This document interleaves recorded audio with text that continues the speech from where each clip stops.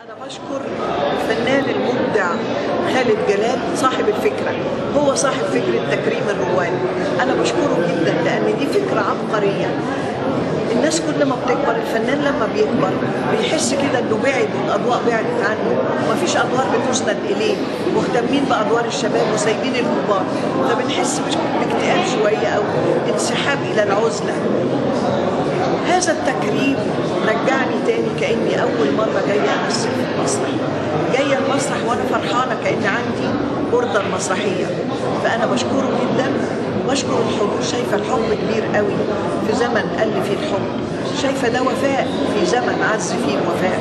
فأنا ممتنة جدا لكل من ساهم في الحفلة دي، وممتنة لكل اللي حضروا، وبقول يا رب يقضوا ليلة جميلة، وكل الشباب الفنانين يبطلوا ييأسوا، يبقى عندهم أمل إنهم لما هيكبروا قدنا برضه هيتكرموا وهيحسوا